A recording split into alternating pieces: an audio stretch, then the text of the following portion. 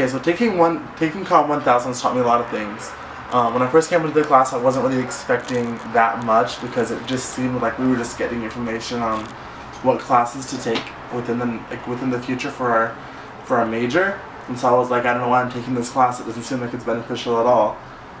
But then we started to get speakers to come into our class from different fields of communication. Like we had PR people come in, we had journalists come in, and I think that was really beneficial for me because it was nice to hear different aspects of things along with them being hands-on with the work. It was nice to hear their side of how it works and how they got to where they are.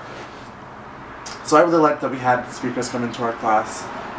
We had an assignment where we had to interview someone in the communications department, and me along with a few other people, we went and interviewed Professor Fisher, and it was completely coincidence because he turned out to have worked as a fashion photojournalist, and that's exactly what I want to do.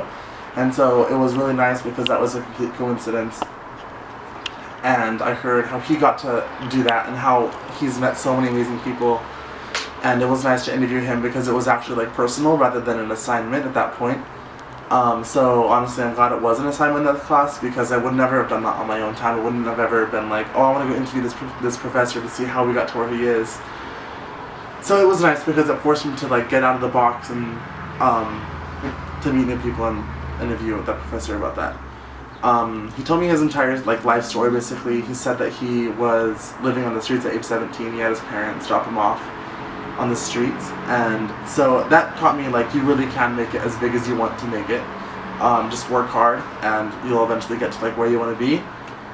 So being in this class has really inspired me to finally like work hard and get to where exactly I want to be.